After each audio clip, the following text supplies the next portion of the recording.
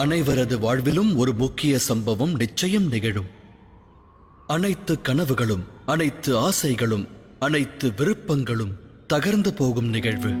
திட்டமிட்ட காரியங்கள் எல்லாம் தரைமட்டமாகும். அச்சமயம் ஒருபுறம் தர்மம் இருக்கும், மறுபுறம் சுகம் இருக்கும். அந்நிலையையே தர்ம சங்கடம் என்பார்கள். தர்ம வழியினை மேற்கொண்டால் சங்கடம் உருவாகும். தர்மத்தினை தியாகம் செய்தால் சுகம் கிட்டும். சற்றே சிந்தியுங்கள்.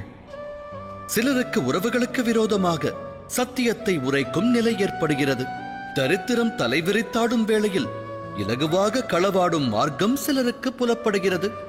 ராஜ்யத்தை ஆளும் ஸ்தானத்தில் வீற்றிருக்கின்ற ஒரு நாட்டின் அரசன் மூலமாக சில வேளைகளில் அதர்மம் பிறக்கிறது. பலரது வாழ்வில் இது போன்ற நிகழ்வுகள் நிகழ்கின்றன.